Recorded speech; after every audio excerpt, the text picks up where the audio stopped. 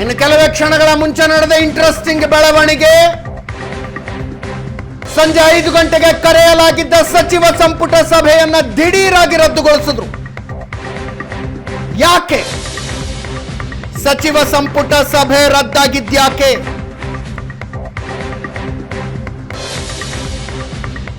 ಯಾವ ರಣತಂತ್ರ ಬದಲಾಯಿತು?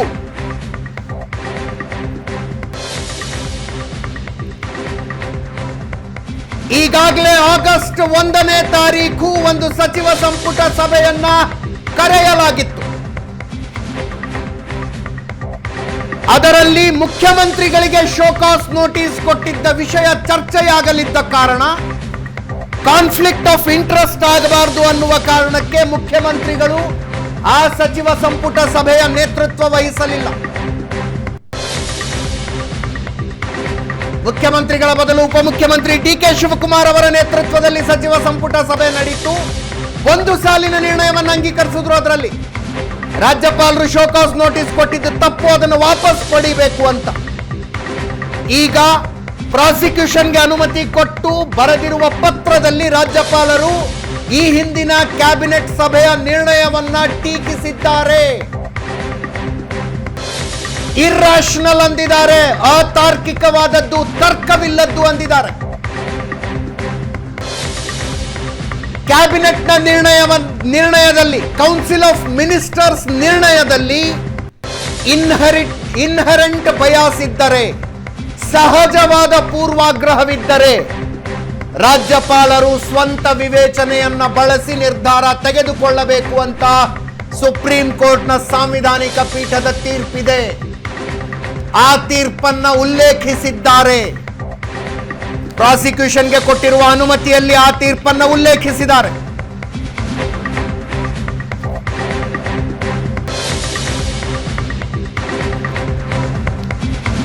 ರಾಜ್ಯಪಾಲರು ಸ್ವಂತ ವಿವೇಚನೆಯನ್ನ ಬಳಸಿ ನಿರ್ಧಾರ ತೆಗೆದುಕೊಳ್ಳಬೇಕು ಅಂತ ಸುಪ್ರೀಂ ಕೋರ್ಟ್ನ ಸಾಂವಿಧಾನಿಕ ಪೀಠದ ತೀರ್ಪೇ ಇದೆ. ಹಾಗಿರುವಾಗ ಕೌನ್ಸಿಲ್ ಆಫ್ ಮಿನಿಸ್ಟರ್ಸ್ ಕಳಿಸಿರುವ ರೆಸಲ್ಯೂಷನ್ ಅತಾರ್ಕಿಕವಾದದ್ದು, ಇರ್ರಾಷನಲ್ ಅಂತ ಬರೆದಿದ್ದಾರೆ.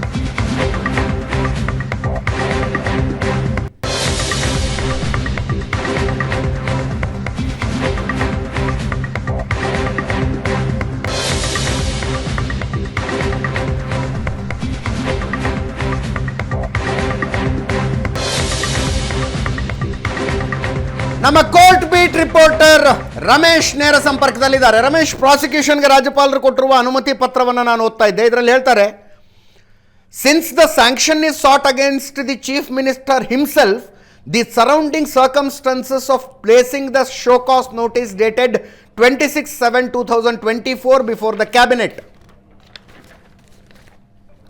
and the decision of the cabinet advising me to withdraw the notice would not inspire confidence to act on such advice of the cabinet.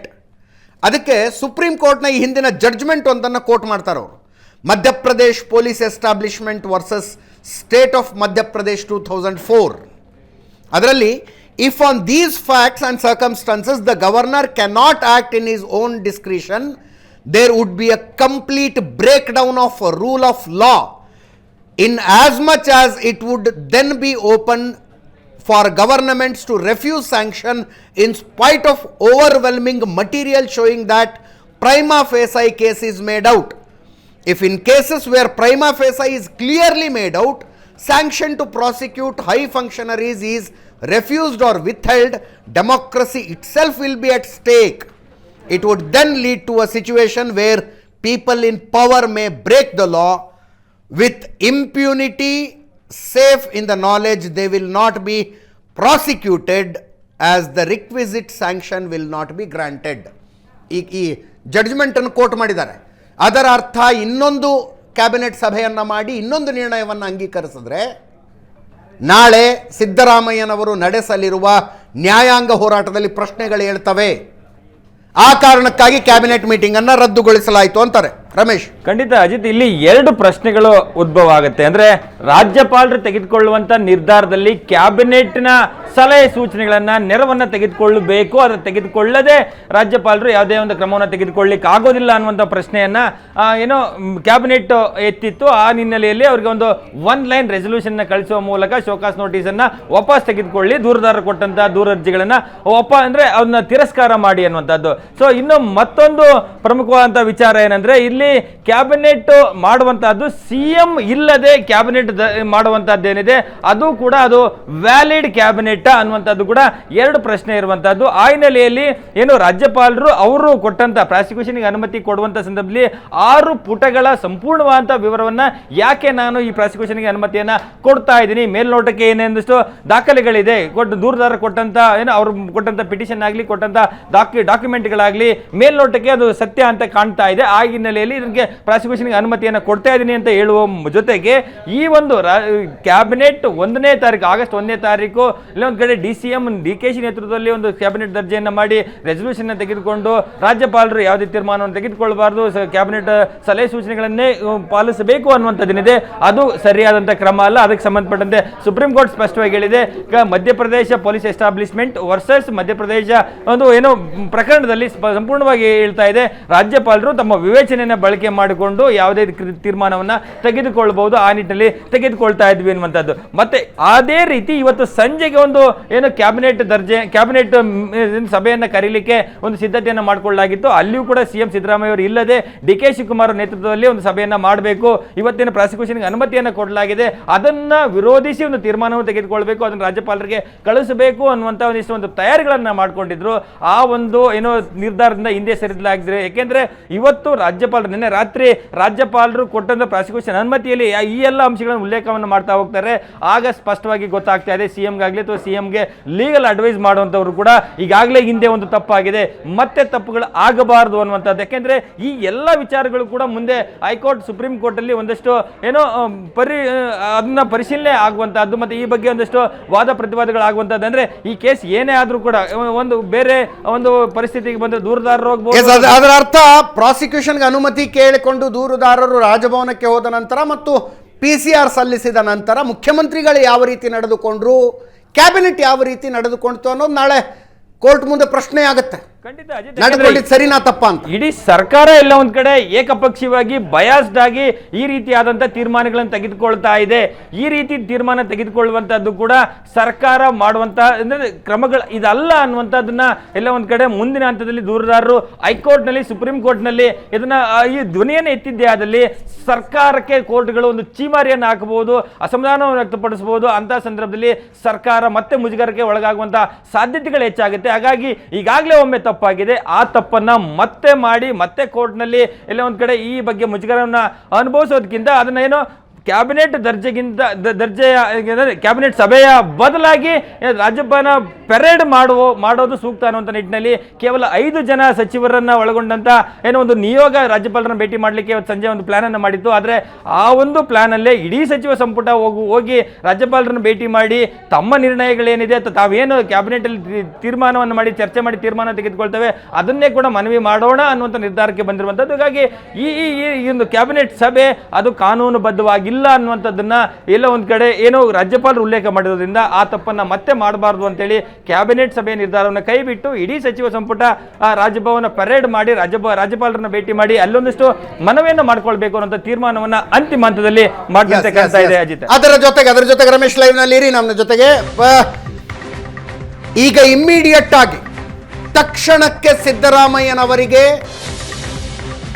ಏನ್ ಹೇಳ್ತಾರೆ ತಾತ್ಕಾಲಿಕ ಪರಿಹಾರ ಅಂತ ಕಾಣಿಸ್ತಾ ಇರೋದು ರಾಜ್ಯ ಹೈಕೋರ್ಟ್ನಲ್ಲಿ.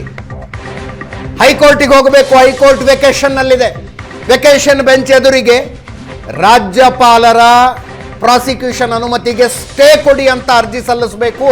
ಇಮ್ಮಿಡಿಯೇಟ್ ಆಗಿ ಸಿದ್ದರಾಮಯ್ಯನವರ ಎದುರಿಗೆ ಇರುವ ಲೀಗಲ್ ರೆಮಿಡಿ, ಅದು ಲೀಗಲ್ ರೆಮಿಡಿ, ತುರ್ತಾಗಿ ಈ ವಿಷಯವನ್ನ ಕೈಗೆತ್ತಿಕೊಳ್ಳಿ ಅಂತ ಕೋರ್ಟ್ಗೆ ಹೋಗ್ತಾರೆ. ಆದರೆ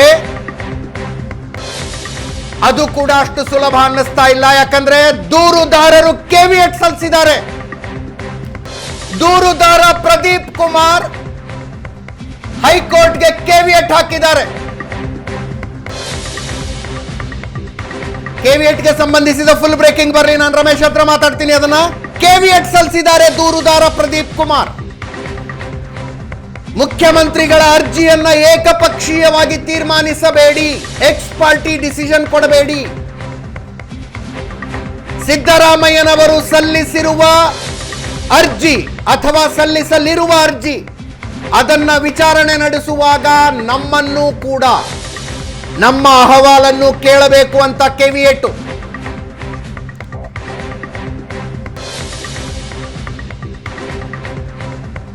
ಮುಖ್ಯಮಂತ್ರಿಗಳ ಅರ್ಜಿ ವಿಚಾರಣೆಯ ಸಂದರ್ಭದಲ್ಲಿ ನಮ್ಮ ವಾದವನ್ನು ಆಲಿಸಬೇಕು ಅಂತ ದೂರುದಾರ ಪ್ರದೀಪ್ ಕೆವಿಯಟ್ ಸಲ್ಲಿಸಿದ್ದಾರೆ. ಈಗ ಸಿದ್ದರಾಮಯ್ಯನವರ ಅರ್ಜಿಗೆ ಎಕ್ಸ್ ಪಾರ್ಟಿ ಮಧ್ಯಂತರ ಆದೇಶ ಬರದಿಲ್ಲ. ಮುಂದಿನ ವಿಚಾರಣೆ ನಡೆಯುವ ತನಕ ರಾಜ್ಯಪಾಲರ ಪ್ರಾಸಿಕ್ಯೂಷನ್ಗೆ ಸ್ಟೇ, ಈ ರೀತಿಯಾದಂಥ ಮಧ್ಯಂತರ ತೀರ್ಪುಗಳು ಬರೋದು ಕಷ್ಟ. ಯಾಕಂದ್ರೆ ದೂರುದಾರರು ಕೆವಿಯಟ್ ಸಲ್ಲಿಸಿದ್ದಾರೆ. ಸಿದ್ದರಾಮಯ್ಯನವರ ಅರ್ಜಿಯ ವಿಚಾರಣೆಯ ವೇಳೆ ಅವರ ವಾದ ಕೇಳುವ ಮುಂಚೆ ನಮ್ಮ ವಾದವನ್ನು ಕೇಳಿಸಿಕೊಳ್ಳಬೇಕು ಅಂತ.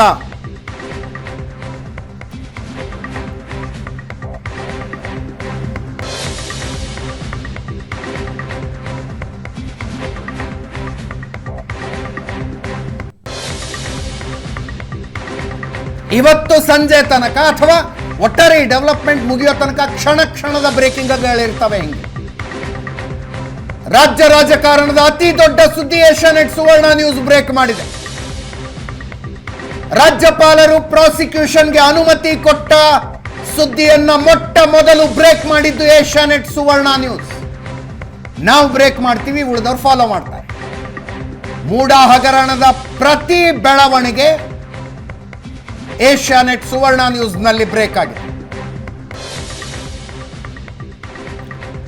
ಪ್ರತಿಯೊಂದು ದಾಖಲೆಯನ್ನು ಮೊಟ್ಟ ಮೊದಲಿಗೆ ನಿಮ್ಮೆದುರಿಗೆ ನಾವೇ ಇಟ್ವಿ ಅನ್ನುವ ಹೆಮ್ಮೆ ನಮಗಿದೆ. ಏಷ್ಯಾನೆಟ್ ಸುವರ್ಣ ನ್ಯೂಸ್ ಇವತ್ತು ಬೆಳಗ್ಗೆ ಪ್ರಾಸಿಕ್ಯೂಷನ್ಗೆ ರಾಜ್ಯಪಾಲರು ಅನುಮತಿ ಕೊಟ್ಟ ವಿಷಯವನ್ನ ಬ್ರೇಕ್ ಮಾಡಿತು. ಮತ್ತೊಮ್ಮೆ ನಮ್ಮ ಕೋರ್ಟ್ ಬೀಟ್ ರಿಪೋರ್ಟರ್ ರಮೇಶ್ ನೇರ ಸಂಪರ್ಕದಲ್ಲಿದ್ದಾರೆ. ರಮೇಶ್, ಒಂದು ರೀತಿ ಚೆಕ್ಮೇಟ್ ಇದು. ಖಂಡಿತ ಏನೋ ಮಧ್ಯಂತರ ಆದೇಶ ಪಡೆದು ರಾಜ್ಯಪಾಲರ ಪ್ರಾಸಿಕ್ಯೂಷನ್ಗೆ ಸ್ಟೇ ತಗೊಂಡು ಆಮೇಲೆ ಮುಂದಿನ ನೋಡಿಕೊಂಡ್ರಾಯ್ತು ಅಂತ ಮುಖ್ಯಮಂತ್ರಿಗಳ ಲೀಗಲ್ ಅಡ್ವೈಸರ್ಸ್ ಅನ್ಕೊಂಡಿದ್ರೇನು, ಬಟ್ ಕೆವಿಯೇಟ್ ಆಗಿದೆ. ಖಂಡಿತ ಅಜಿತ್, ಯಾಕೆಂದ್ರೆ ಈ ಪ್ರಕರಣ ಬೆಳಕಿಗೆ ಬಂದ ನಂತರ ಯಾವ ಅರ್ಜಿದಾರರು ಕೋರ್ಟ್ಗೆ ಹೋಗಿ PCR ಹಾಕ್ತಾರೆ, ಜೊತೆಗೆ ರಾಜ್ಯಪಾಲರಿಗೆ ಪ್ರಾಸಿಕ್ಯೂಷನ್ಗೆ ಅನುಮತಿಯನ್ನ ಕೊಡ್ತಾರೆ, ಅದಾದ ನಂತರ ಯಾವ ಬೆಳವಣಿಗೆಗಳಾದ್ರೆ ಯಾವ ರೀತಿಯಾಗಿ ಯಾರು ಯಾವ ಹೆಜ್ಜೆಯನ್ನ ಇಡ್ತಾರೆ ಅನ್ನುವಂಥದ್ದು ಕೂಡ ಎಲ್ಲರೂ ಕೂಡ ನಿರೀಕ್ಷೆ ಮಾಡಲಾಗಿತ್ತು. ಯಾವಾಗ ಪ್ರಾಸಿಕ್ಯೂಷನ್ಗೆ ಅನುಮತಿ ಸಿಕ್ತು, ಅನುಮತಿಯನ್ನ ಪ್ರಶ್ನೆ ಮಾಡಿ CM ಅವರು ಹೈಕೋರ್ಟ್ಗೆ ಅರ್ಜಿಯನ್ನ ಸಲ್ಲಿಸ್ತಾರೆ ಅನ್ನುವಂಥದ್ದು ನಿರೀಕ್ಷಿತ. ಅದಕ್ಕೆ ಸಂಬಂಧಪಟ್ಟಂತೆ CM ಪರ ವಕೀಲರಿಗಾಗಲೇ ಎಲ್ಲ ರೀತಿಯಾದ ಸಿದ್ಧತೆಯನ್ನು ಮಾಡ್ಕೊಳ್ತಾ ಇದ್ದಾರೆ. ಇವತ್ತು ಶನಿವಾರ ಹೈಕೋರ್ಟ್ ರಜೆ ಇದೆ, ಮಧ್ಯಾಹ್ನದವರೆಗೂ ಕೂಡ ಕೇವಲ ಕಚೇರಿ ಮಾತ್ರ ಓಪನ್ ಇರುತ್ತೆ ಹೈಕೋರ್ಟ್ದು. ಆದರೆ ಈ ಮಧ್ಯೆ ಅರ್ಜಿಯನ್ನ ಸಲ್ಲಿಸಿ ಇವತ್ತೇ ಒಂದು ವಿಶೇಷ ಪೀಠದಲ್ಲಿ ವಿಚಾರಣೆಗೆ ತೆಗೆದುಕೊಳ್ಬೇಕು ಅಂತೇಳಿ ಮನವಿ ಮಾಡಲಿಕ್ಕೆಲ್ಲ ಸಿದ್ಧತೆಯನ್ನು ಮಾಡ್ಕೊಳ್ತಾ ಇದ್ದಾರೆ ಅನ್ನುವಂಥ ಒಂದು ಸುದ್ದಿ ಒಂದ್ ಕಡೆ ಬರ್ತಾ ಇದ್ರೆ, ಮತ್ತೊಂದು ಕಡೆ ಇಮ್ಮಿಡಿಯೇಟ್ ರಾಜಭವನಕ್ಕೆ ಹೋಗಿ ಈ ಒಂದು ಪ್ರಾಸಿಕ್ಯೂಷನ್ ಅನುಮತಿಯನ್ನು ತೆಗೆದುಕೊಂಡು ಬಂದಂತ ಪ್ರದೀಪ್ ನೇರವಾಗಿ ಹೈಕೋರ್ಟ್ಗೆ ಹೋಗಿ ಒಂದು ಕೆವಿಯೇಟ್ ಅನ್ನು ಸಲ್ಲಿಸಿದ್ದಾರೆ. ಈ ಕೆವಿಯೇಟ್ ಅನ್ನು ಸಲ್ಲಿಸುವ ಮೂಲಕ ಎಲ್ಲ ಒಂದ್ ಕಡೆ ತಕ್ಷಣಕ್ಕೆ ಹೈಕೋರ್ಟ್ ನಲ್ಲಿ ಯಾವುದೇ ರಿಲೀಫ್ ಅನ್ನು ತೆಗೆದುಕೊಂಡು PCRಗೆ ಏನೋ ಯಾವುದೇ ಆದೇಶಕ್ಕೆ ತಡೆ ಇರುವಂತದ್ದಾಗಲಿ ಅಥವಾ PCRಲಿ ಯಾವುದೇ ತನಿಖೆಗೆ ಆದೇಶವನ್ನ ಮಾಡಿ ಅಂತೇಳಿ ಅಂದ್ರೆ ತನಿಖೆಗೆ ಆದೇಶ ಮಾಡುವಂತ ಸಂದರ್ಭದಲ್ಲಿ ಕೂಡ ಅದಾದ ನಂತರ ಪ್ರೊಸೀಡಿಂಗ್ಗಳನ್ನ ತಡೆಗೆ ತರುವಂತಹ ಸಾಧ್ಯತೆಗಳು ಕೂಡ ಇರ್ತದೆ ಅನ್ನುವಂಥದ್ದು. ಹಾಗಾಗಿ ಪ್ರದೀಪ್ ಒಂದು ಚೆಕ್ ಮೇಟ್ ಅಂತಾನೆ ಹೇಳ್ಬೋದು. ಆ ಮೂಲಕ CM ಪರ ವಕೀಲರು ಹೈಕೋರ್ಟ್ಗೆ ಹೋಗಿ ಅರ್ಜಿ ಸಲ್ಲಿಸುವ ಮೊದಲೇ ಕೆವಿಯೇಟ್ ಅನ್ನು ಸಲ್ಲಿಸುವ ಮೂಲಕ ಈ ಸಂಬಂಧಪಟ್ಟಂತೆ ಅಂದ್ರೆ ಮೂಡ ಹಗರಣಕ್ಕೆ CM ಸಿದ್ದರಾಮಯ್ಯನವರು ಯಾವ ಪ್ರಾಸಿಕ್ಯೂಷನ್ ಪ್ರಶ್ನೆ ಮಾಡಿಕೊಂಡು ಒಂದು ಅರ್ಜಿಯನ್ನ ಹಾಕಿದ್ದೆ, ಅದರಲ್ಲಿ ಆ ಅರ್ಜಿಯನ್ನು ತೀರ್ಮಾನ ಮಾಡುವವರೆಗೆ ಅಥವಾ ಯಾವುದೇ ತೀರ್ಮಾನ ಮಾಡುವ ವೇಳೆಗೆ ನಮ್ಮ ವಾದವನ್ನು ಕೇಳಬೇಕು. ಅದರಲ್ಲಿ ವಿಶೇಷವಾಗಿ ಇಂಥ ಒಂದು ಹೈ ಪ್ರೊಫೈಲ್ ಕೇಸ್ಗಳು ಬಂದಂಥ ಸಂದರ್ಭದಲ್ಲಿ ಮೊದಲೇ ಒಂದು ಆರ್ಗ್ಯುಮೆಂಟ್ ಅನ್ನ ನೀಡಿ ಈ ತಕ್ಷಣಕ್ಕೆ ಒಂದು ತಡೆಯಾಜ್ಞೆಯನ್ನು ಕೊಡಿ, ಅದಾದ ನಂತರ ಮುಂದೆ ವಿಸ್ತೃತವಾದ ವಾದ ಪ್ರತಿವಾದವನ್ನು ಆಲಿಸಿರೋಣ ಅನ್ನುವಂಥ ನಿಟ್ಟಿನಲ್ಲಿ ವಕೀಲರು ಮನವಿಯನ್ನು ಮಾಡುವಂಥ ಸಾಧ್ಯತೆಗಳಿರ್ತದೆ. ಹಾಗಾಗಿ ಎಕ್ಸ್ಪರ್ಟೇ ಆದೇಶವನ್ನ ಯಾವುದನ್ನು ನೀಡಬಾರದು, ನಮ್ಮ ವಾದವನ್ನು ಕೇಳದೆ ಅನ್ನುವಂಥ ನಿಟ್ಟಿನಲ್ಲಿ ಒಂದು ಕೇವೇಟ್ ಹಾಕುವ ಮೂಲಕ ಇವತ್ತೇ ಏನಾದರೂ ಸಿಎಂ ಸಿದ್ದರಾಮಯ್ಯ ಅವರು ಹೈಕೋರ್ಟ್ಗೆ ಹೋಗುವಂಥದ್ದಾಗಲಿ ಅಥವಾ ಸೋಮವಾರ ಅರ್ಜಿಯನ್ನು ಸಲ್ಲಿಸಿ ಮಂಗಳವಾರ ಬುಧವಾರ ಸೆಷನ್ ಕೋರ್ಟಲ್ಲಿ ಆಗುವಂಥ ಆದೇಶದ ಮೇಲೆ ಒಂದು ಎಫೆಕ್ಟ್ ಆಗುವಂಥ ಆದೇಶವನ್ನು ತರುವಂಥ ಸಾಧ್ಯತೆಗಳೇನು ಮೇಲ್ನೋಟಕ್ಕೆ ಕಂಡು ಬಂತು. ಆಯ್ನಲ್ಲಿ ಪ್ರದೀಪ್ ಇವತ್ತು ಹೈಕೋರ್ಟ್ಗೆ ಕೇವೇಟನ್ನು ಹಾಕುವ ಮೂಲಕ ಸಿಎಂ ಸಿದ್ದರಾಮಯ್ಯ ಅವರಿಗೆ ಮತ್ತೆ ಅವರ ಲೀಗಲ್ ತಂಡಕ್ಕೆ ಒಂದು ದೊಡ್ಡ ಚೆಕ್ ಮೇಟ್ ಅನ್ನು ಇಟ್ಟಿದ್ದಾರೆ ಅಂತಾನೆ ಹೇಳ್ಬೋದು. Ajit, thank you so much Ramesh, ನಿಮ್ಮ ಎಲ್ಲ ಮಾಹಿತಿಗೆ.